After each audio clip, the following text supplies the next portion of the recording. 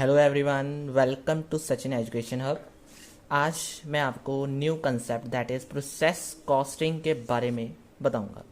Process costing सबसे पहले आज मैं आपको इसकी थ्योरी पोर्शन कवर अप कराने वाला हूं। उसके बाद मैं आपको नेक्स्ट लेक्चर्स में इसके कुछ प्रैक्टिकल्स जो हैं वो कराऊंगा। सबसे पहले प्रोसेस कॉस्टिंग होता क्या है, हम उसका मीनिंग करेंगे। Process costing means costing used to ascertain the cost of product at each process is called process costing। जो कॉस्टिंग हमें पता है हर एक मैन्युफैक्चरिंग प्रोसेस में कुछ ना कुछ प्रोडक्ट हैं जो वो किसी ना किसी प्रोसेस से पास आउट होते रहते हैं। उन प्रोसेसेस में जब वो प्रोडक्ट पास आउट हो रहा है, उस प्रोसेस में उस प्रोडक्ट के ऊपर कितना खर्चा लगा है यानी कितनी कॉस्ट लगी है, उसको जब हम असरटेन करते हैं that is known as process costing. Process costing का मीनिंग ये था। अब इसमें कुछ मेन एस्पेक्ट के बारे में बात करेंगे हम, जो जिसके हम प्रैक्टिकल्स अगले लेक्चर्स में करेंगे। मेनली वो होता क्या है आज हम वो डिस्कस करते हैं।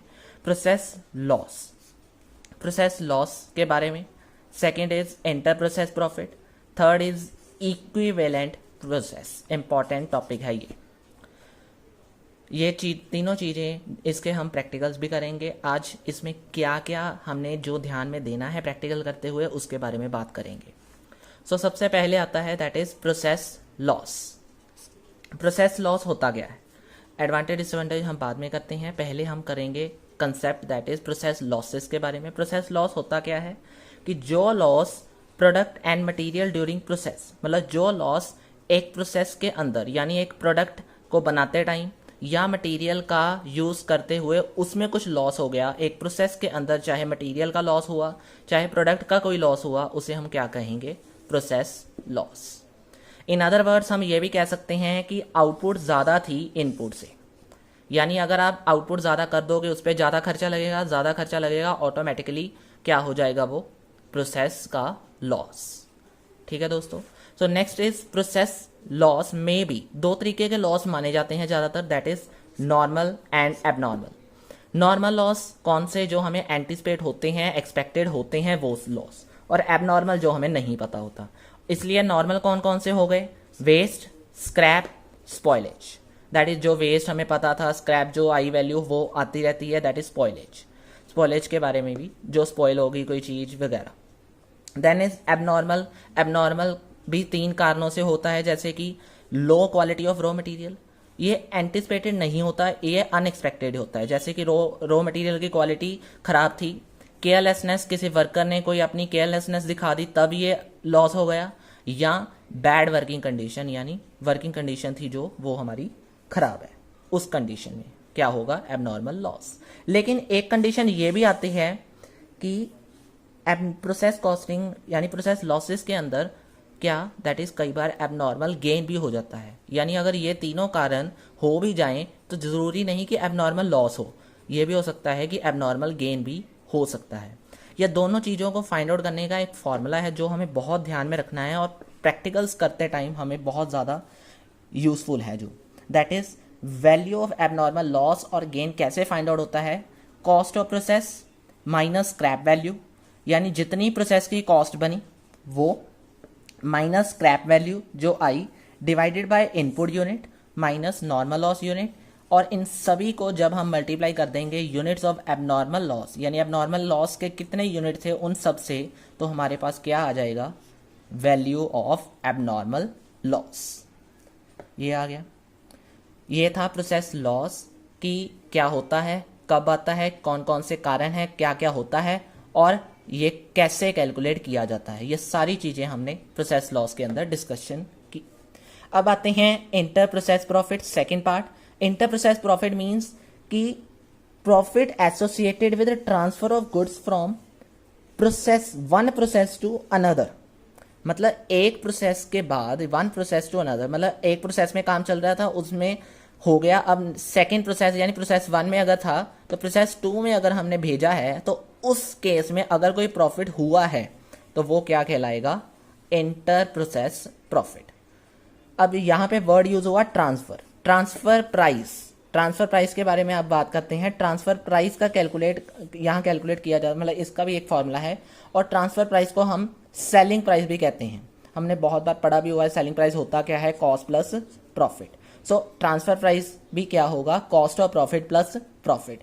दैट इज जो हमारी कॉस्ट थी प्लस प्रॉफिट, मतलब जितना हमारा प्रॉफिट आया, इन दोनों को जब हम प्लस कर देंगे हमारे पास दैट इज ट्रांसफर प्राइस और एसपी निकल आएगा।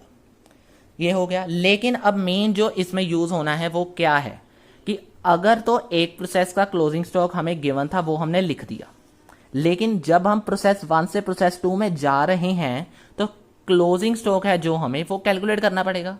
और उसे कैलकुलेट करना है तो हमें ये प्रैक्टिकल फॉर्म में जो फॉर्मूला है वो यूज करना है। और ये बहुत इंपॉर्टेंट फॉर्मूला है, हमें याद जो रखना है। That is cost divided by total cost into closing stock units. यानी जितनी कॉस्ट हमारी उस समय पर बनी वो डिवाइडेड बाय टोटल कॉस्ट, जो हमारी टोटल कॉस्ट आई वो, इनटू जो हमारे क्लोजिंग स्टॉक के उस समय यूनिट थे वो। ये सारी चीजें क्या बन जाएंगी, एक क्लोजिंग स्टॉक बन जाएगी।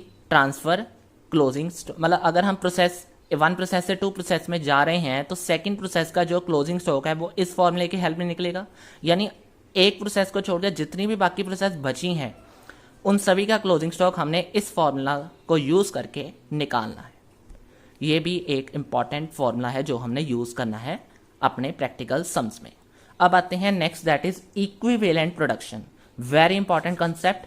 आज हम इसकी थोड़ी सी कंसेप्ट छोटा सा पढ़ेंगे, लेकिन जब हम इसके प्रैक्टिकल्स करेंगे तब हम इस कंसेप्ट को डिटेल में पढ़ेंगे। सो इक्विवेलेंट प्रोडक्शन होता क्या है, सबसे पहले ये समझो।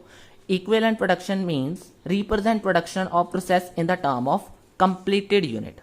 मतलब जो प्रोडक्शन हमारी इनकम्प्लीट है, यानी जो प्रोडक्शन हुई है, उन्हें हमने किस टर्म में लेकर आना है, कंप्लीटेड यूनिट में।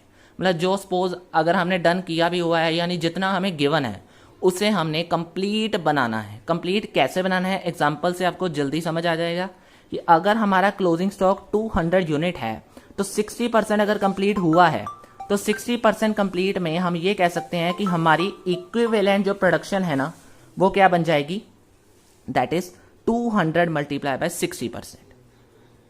और जो इनमें से निकलेगा 120 यूनिट वो हमारे क्या बन जाएंगे, that is 100% completed unit.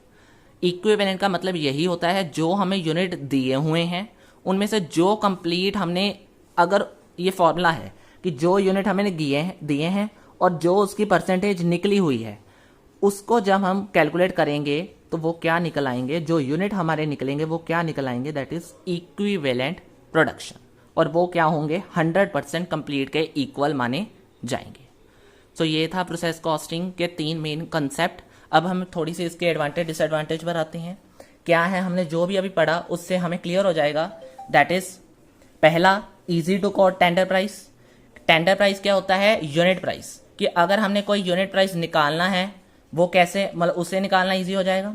Second is easy और सिंपल मेथड है, लेस कॉस्टली मेथड है। Third is helpful in measuring the efficiency, each process efficiency, मतलब जो हमारी प्रोसेस एफिशिएंसी है उसका पता लग जाता है। ये 3 एडवांटेज हो गए। लेकिन अब हमने पढ़ा कि डिसएडवांटेज क्या कौन कौन से हो सकते हैं। पहला, डज नॉट डिस्क्लोज, मतलब अगर हम प्रोसेस के ऊपर कॉस्ट निकाल भी रहे हैं, हमें यह पता है कि कॉस्ट क्या है, लेकिन ये नहीं पता चला कि उस प्रोसेस में उस चीज की वीकनेस क्या है, इस बात से हमें पता नहीं चलता। No accurate degree of WIP, WIP means work in progress, जो है वो उसकी एक्यूरेट डिग्री जब हम इक्विवेलेंट प्रोडक्शन करते हैं उसमें हमें नहीं पता चलती। और सबसे इंपॉर्टेंट डिसएडवांटेज क्या है, हिस्टोरिकल वैल्यू यानी पास्ट वैल्यू।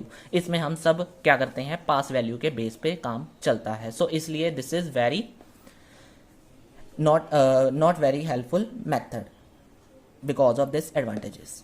सो ये सारे जो हमने आज डिस्कशन की है process costing, main concept, advantage disadvantage क्या क्या है, ये एक बेसिक ओवरव्यू था जो हमें हेल्प करेगा प्रैक्टिकल्स करने में। ठीक है दोस्तों, सो नेक्स्ट वीडियोस में हम देखेंगे इसे कैसे सॉल्व करते हैं, प्रोसेस लॉस कैसे किया जा सकता है कैलकुलेट, और इंटर प्रोसेस प्रॉफिट कैसे कैलकुलेट किया जा सकता है, और सबसे इंपॉर्टेंट इक्विवेलेंट प्रोसेस में इक्विवेलेंट प्रोडक्शन कैसे कैलकुलेट की जा सकती है, इसके बारे में हम करेंगे। ठीक है दोस्तों, So these are all about today. Thank you very much. Have a nice day.